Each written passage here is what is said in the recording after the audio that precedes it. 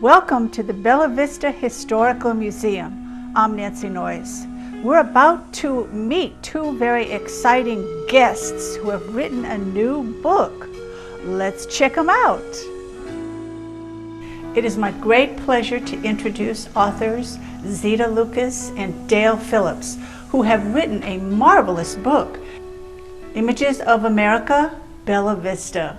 Welcome. So glad you could be here today with us. Xyla, tell us a little bit about your background and how you came to Bella Vista. Okay. I grew up in Kansas and ended up going to college there, and then started traveling around the country on different jobs, and ended up meeting my husband in California, and transferred with him to Colorado Springs. And while we were there, we got one of those infamous Cooper postcards about Bella Vista. Come visit Bella Vista for a free vacation and just a sales tour. So in 1983, we came down, and we're so impressed with Bella Vista, we bought a lot on that first trip, but didn't really plan to move here, just vacation. And so we ended up for 12 years vacationing here. And then in 1995, he had retired and I had gotten laid off from the job that I was on, and we started thinking about the future, and we decided to move to Bella Vista. Who doesn't want to live here? It's great. How about you, Dale? I traveled all over the country during my professional career as a National Park Service ranger, and my wife is a Louisianan who is a world-class fisher person, and she wanted to be somewhere close to her family, but also with a strong recreational outdoor component, and I needed to be someplace where there was enough history to keep me occupied. And this turned out, they're looking at many different places. Bella Vista filled both of those items, and we chose this as our place to retire to, and we lived here about 4 years now. Wonderful. So have you always been writers, the both of you? No. Not professionally, anyway. Right. A number of years ago, the Weekly Vista asked me to write some history articles for them, just as fillers, you know, as strictly as a volunteer. And that's really been the only history writing I've ever done. My career was in human resources, so I wrote a lot of employment manuals and training manuals and that kind of thing. But this is the first history writing that I've done. Well, it's beautifully written, I must say. It's just wonderful. I love the book. Thank you. So, and what inspired you? But Dale, you haven't been a writer before either? Well, not to this level. As a ranger for the National Park Service, a historian for the National Park Service, I did many articles, tour brochures, park pamphlets, things like that, but never anything to the extent of this publication. What inspired you to write this book?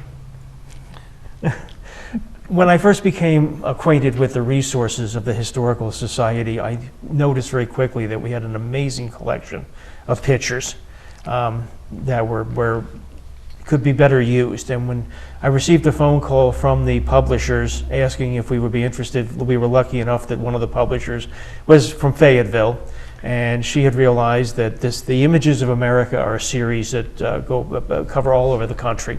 And she realized that Bella Vista had never been done, and with the resources that were available, she was very much interested, as was the company, in doing it, and it was just a natural fit.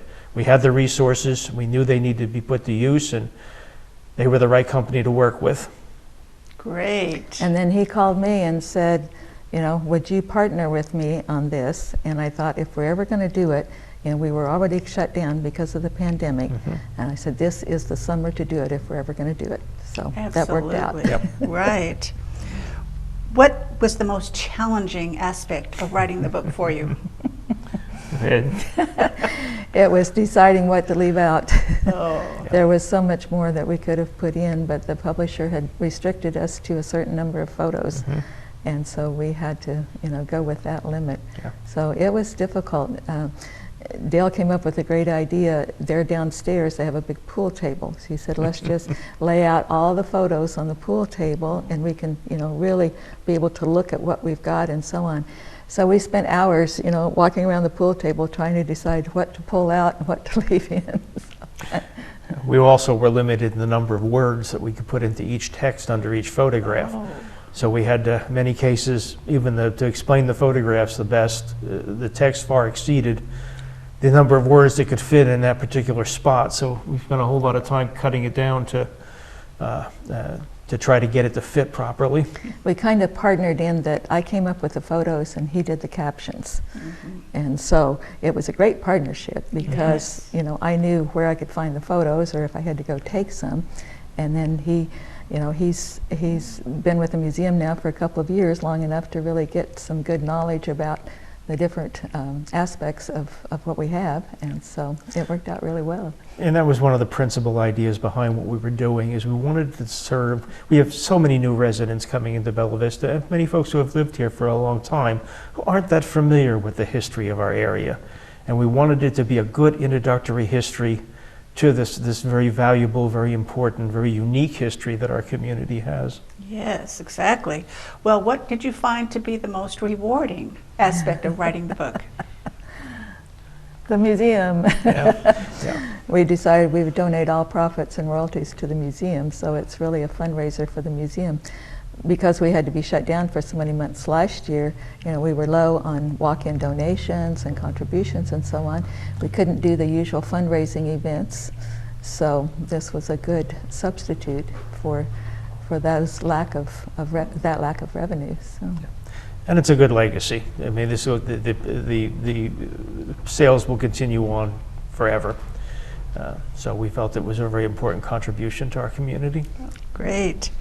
Well, I noticed this book is dedicated to Carol Linebarger Harder and many museum volunteers. Could you tell us a little bit about her? Sure. She is one of the 3 granddaughters of C.A. Linebarger Sr. Linebarger and his 2 brothers were the ones that started the Bella Vista Resort in 1917. And Carol's father, C.A. Linebarger Jr., worked with him. Unfortunately, he died at an early age of a heart attack. So the remaining heirs are the 3 granddaughters. And Carol, their mother remarried and moved to California. And so Carol got married in California and lived in Hawaii for a while. And in the mid-90s, she moved back to Arkansas and immediately got involved with the Historical Society, which had originated in 1976. So Carol wasn't here, you know, the first 20 years of the Historical Society.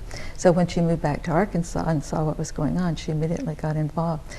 And over time, she became the one that kept this museum going. She was president for 18 years. And really had a lot to do with the ongoing success of the museum. In fact, in 2015, when we added a room onto the north end of the museum, we named it the Harder Room. Oh, very good. Well, since this book is in chronological order, who were the earliest residents of this area? Well, of course, you have the Native American influences, is where our story begins. Even though they didn't take up residency in the area, it was a major hunting and fishing ground for them during those early years. And it's really just before the Civil War, you had a very few settlements in our area. The Hale Cabin, which is today the Hale Log House, which is today the Artist Retreat Building, is really our oldest structure. It dates to about the late 1850s, just prior to the Civil War. It's really not until after the Civil War that permanent settlement of this area really begins to happen. And yeah, we've got a number of family names that we're aware of. The Robbins family, they built their house in 1905 near where Lake Ann is today in Bella Vista. The Cunningham family moved here in the early 1900s from western Kansas. We now have Cunningham Corner with the Dairy Queen named after them. The Mills family were in the area. They had the farm where the Blowing Springs RV Park is now. And in fact, they're buried on the knoll above the park. The Green family, part of our history here is a photographer named Lillian Green, and her family settled in the Dug Hill area in the early 1900s.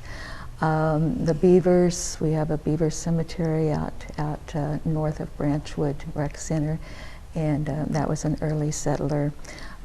Cyrus Knott, We have the Knott Cemetery also in the Highlands. He was a 1870s settler shortly after the Civil War.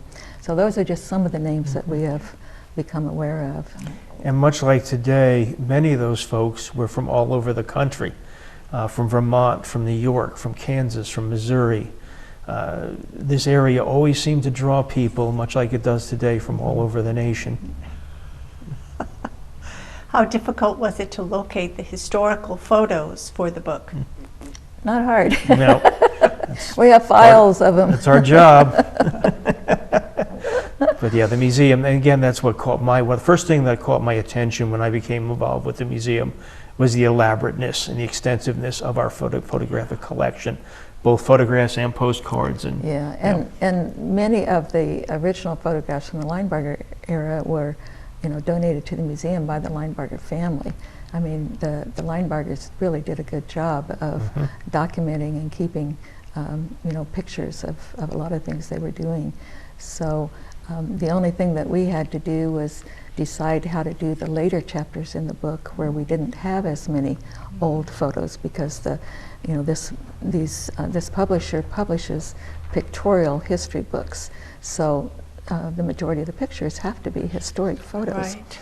And our last chapter ends with, the city of Bella Vista becoming incorporated. So we didn't have historic photos. So we had a bit of a challenge trying to decide, what current images we could use and not exceed the limit that the publisher had. But it all worked out. So. Did. Well, then tell us about the Baker and the Linebarger resorts. Okay, you want me to yeah, answer this? you're on a roll. Oh, okay. The Bakers were, they lived in Bentonville, and if I remember correctly, she inherited some land in the early 1900 time frame, which included Sugar Creek Valley, and she and her husband got the idea of that would be a nice area for a summer resort. And so in 1915 they dammed up Little Sugar Creek and created the lake and had a naming contest. Women in Bentonville came up with the name Bella Vista and won the contest. And they sold a couple of lots, but really were struggling to really make a go of it. So in late 1916, they decided to put the property on the market. And the Linebarger brothers had lived here as children in the early years when their mother was still alive. And so they had some knowledge of the area. And so they decided that this would be a good project for them. They had made quite a bit of money off of a project called Tomball, Texas, north of Houston. And they were looking for another project. So in early 1917, January 1917, they actually bought the property from the Bakers and just jumped in with both feet really fast and had the summer resort open in June of that same year. So that first 6 months with, winter and spring weather to deal with, they still, were able to get it ready and open in 1917. So. Wow, that's pretty impressive. Well, there was a huge hotel called the Keith Hotel and the Sunset Lodge. It was perched high on a hill. Whatever happened to that hotel? Okay, that was originally the hotel that the Linebargers built in they opened it in 1929. They called it the Sunset Hotel. And they sold it to Keith in 1952. He didn't name it the Keith Hotel, he named it Sunset Lodge. He just changed the word hotel to lodge. And he tried for a year or so to make it as a hotel, and that really wasn't working for him. So he actually leased it out, or kind of gave it out without any money being exchanged, to a Baptist minister to start a school that was kind of a combination high school, community college. And so that Baptist minister tried that for 5 years, and at the end of 5 years he said, "I'm not making any money, I'm giving it back to you." So Keith took it back. He had another guy lease it for a year or so, and then about that time frame is when John Cooper came in and said, "I'd like to consider a retirement village in this area if I can get the lake and the surrounding property." And so in early 1964, Mr. Keith sold the lake and the surrounding property, including the Sunset Hotel, or what he called Sunset Lodge, to Cooper. And Cooper decided that would be the perfect building for him to have as an office building, the company headquarters. So around 1966, they opened that as, they called it Village Hall. And that was in the Cooper headquarters. And in 1992, Cooper decided to move everything to several offices in town center, just north of us, and moved out of the building and left it vacant. And it became an attraction for vandals. Yeah. And so some of them started hanging out there and started doing damage. And in February of 1999, one of those kids tried to burn it down. It was daytime, and the fire was immediately seen, so the fire department was able to get there in time to save it. And the kid, stupid enough, but even more stupid by coming back to the scene because he'd left his camera there. So he came back. The story was he came back still smelling of smoke to retrieve his camera, so he was immediately arrested. But a few months later in July, another kid tried it in the middle of the night, and it wasn't seen in time to save, so it burned to the ground in July of 1999. So the building stood for 70 years. Well, it looks like a very impressive building. It was. It was. It had 65 rooms. Each room had its own bathroom, unless it was a suite, and then the bathroom in between the two rooms. And that was very unusual in 1929 in this part of the country, so it was a big deal. Oh, gosh. Well, Wonderland Cave was a big attraction for visitors who came to the resort. Can you tell us about Wonderland Cave? Well, C.A. Linebarger, after visiting a nightclub in Paris, came back with the idea that the cave would make a perfect place for an underground nightclub. Did some redesigning, reinforcing, put a dance floor in, put a dance stand in. And in, what was it year did it open? 1930. 30. Being a consistent 62 degrees, of course in the days before air conditioning, it was perfect for a hot Arkansas summer. And it became quite the attraction as a dance floor, as a place for people to meet, and it was very successful for many years. Eventually, it became a tourist attraction. It lost a lot of its luster. It was used, for many other different purposes, tourism-wise, nightclub-wise, until it was closed down in, 95? The last time was 95. It was the last effort to do, and today it's closed, and its future unknown at this point. I've seen some recent pictures of it, and it's mostly rubble inside, and that's such a shame. I remember going the vandals got in there too Did some and damage. destroyed a lot. But there is the dance floor is still there, the booths are still there. Oh, well, that's good. So there are remnants of the nightclub period still there that could be restored and saved. That's great. I remember going there one time on New Year's Eve with my husband and our cousins, and it was wonderful. It was just fabulous. So after Bella Vista ceased to be a summer resort, what happened next? Well, basically John Cooper came along and said, I want to do a retirement village here. And so he bought up Lake Bella Vista, as I mentioned earlier, and the surrounding property, and made it what he called Bella Vista Park. So there was the lake there, the old dance pavilion building that the Linebargers had built, that version of it in 1931. Cooper converted into a restaurant. Keith had made it as a roller skating rink. And so it went from a dance pavilion to a roller skating rink, and then in the Cooper days it became a restaurant. And so the original resort area all got incorporated into Bella Vista Village, as Cooper called it, and became part of the draw for getting people to come here and look at lots and buy homes by having that as a recreation area before Cooper got anything else going in terms of golf courses and other lakes and so on. So it was a big part of that, Right. the year-round resort from that point on. Well, prominent architect Fay Jones who was an apprentice to Frank Lloyd Wright. He designed some of the buildings here in Bella Vista. Could you tell us about some of those? Well, the ones that are most visible, of course, are the Country Club and the chapel, Cooper Chapel. Trying to think of what he did. John Drum's home. The drum home. Yeah. That's it. He initially was involved in the designs of some other buildings, but eventually those got finished by partners in his office. For example, the inn at Bella Vista was one of the ones that he worked on initially, but eventually turned that over to a partner of his to finish. He did Thorn Crown Chapel in Eureka Springs. In fact, that's what gave Cooper family the idea, after Mildred Cooper died, John Cooper Sr.'s wife, to hire him to do Cooper Chapel, because they liked the design of Thorn Crown so well. But he was an internationally famous architect. I mean, he designed buildings all over the country and in other countries also. So, very famous person from Northwest Arkansas. That's great.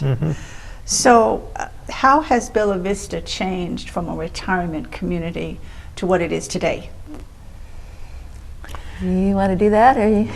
Well, we are becoming, as an incorporated city, our population has become younger. It has become very much more interested in its history. We are becoming a more well-rounded community, whereas it began primarily as an early recreational and retirement community.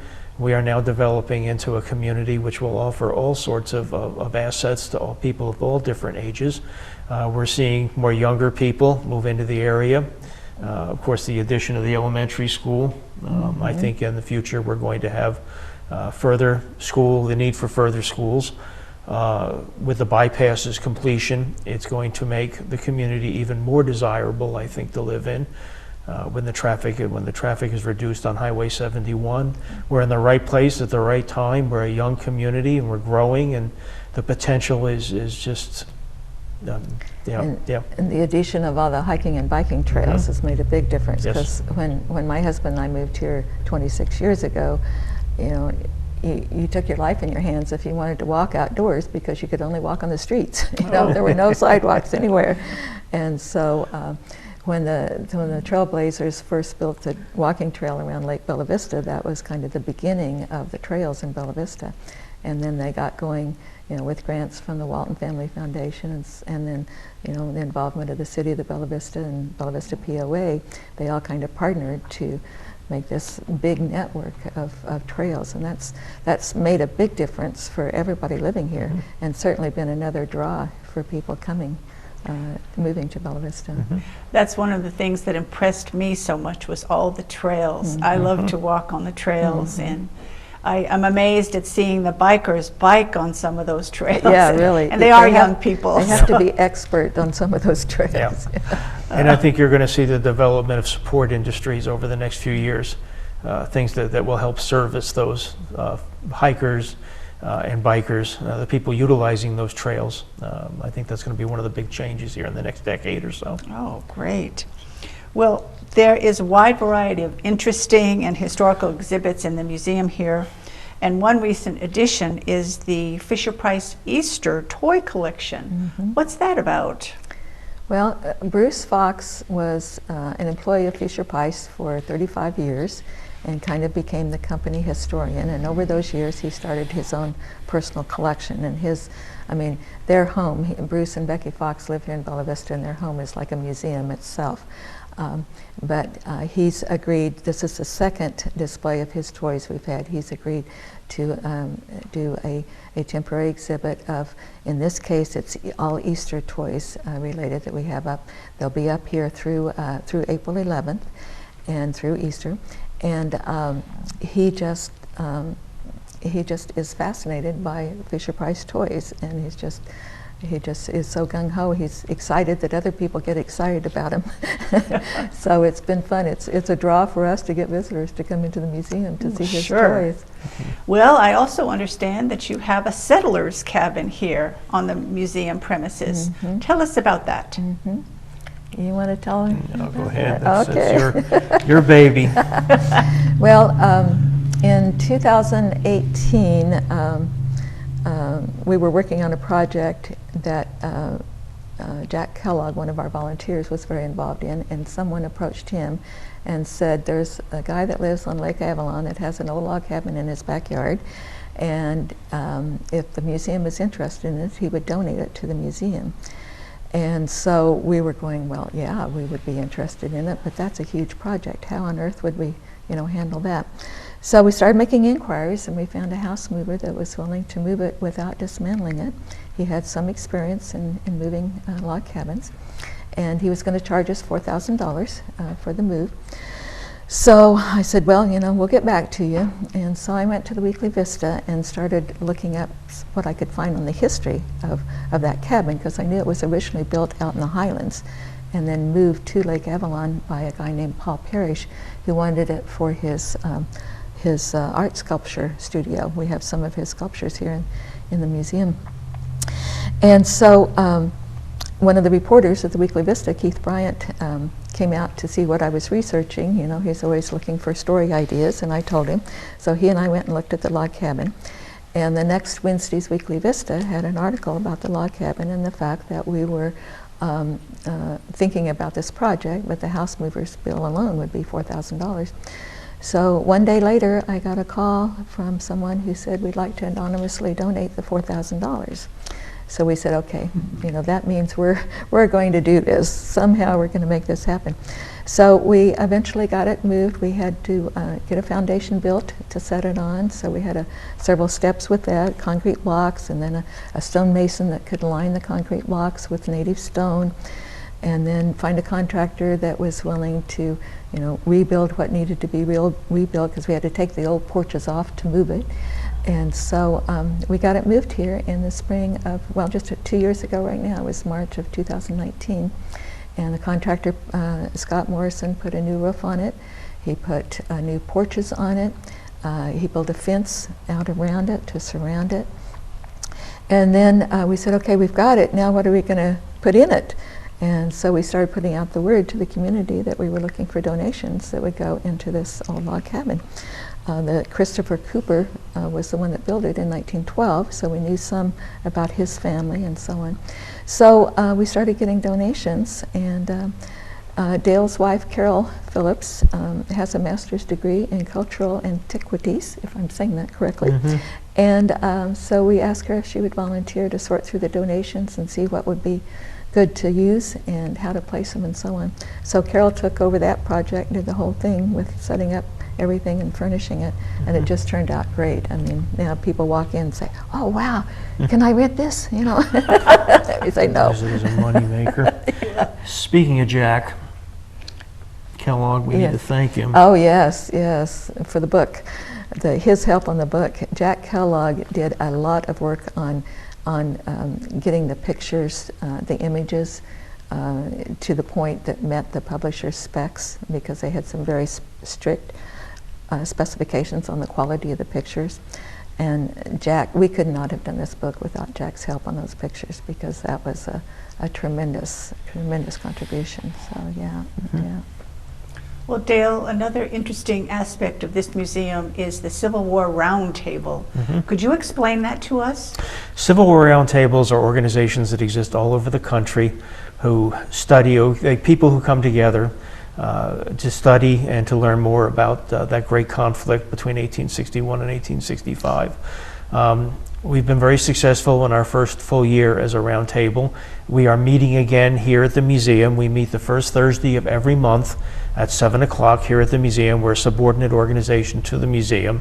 I serve as its vice president.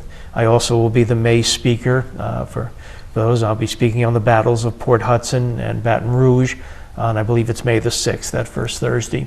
But it's designed not to be just a bunch of people sitting around talking about battles.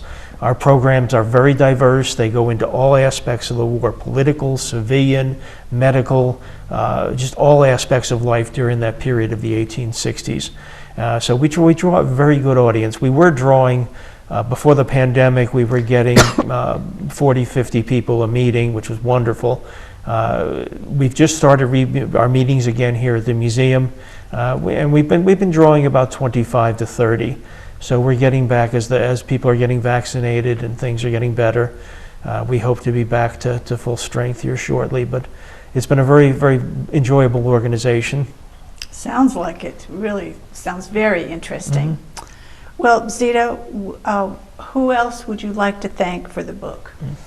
Well, my husband and Dale's wife. Yeah, for being ignored for yes, 3 that was a months. lot of hours that we spent, working on this book and coming home and say, you remember me, who I am? So yeah, they gave us their emotional support and so on while we really were buried in doing this book. So. That's so important, I think.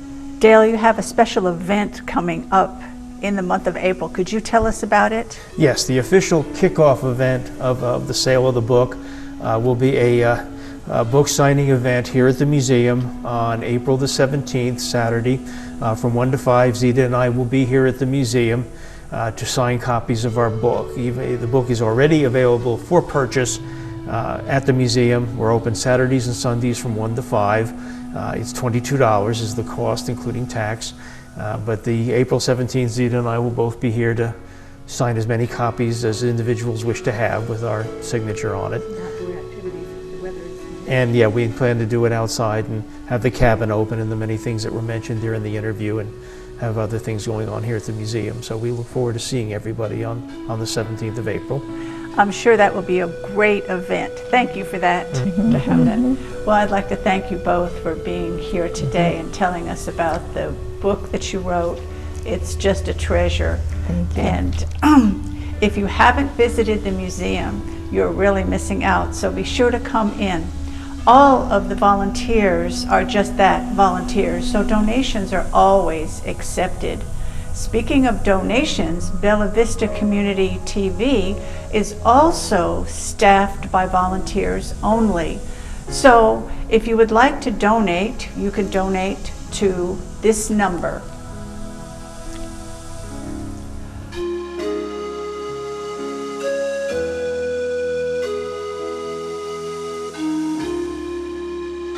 For Mike Cleary and myself, I'm Nancy Noyes. This is Bella Vista and Beyond.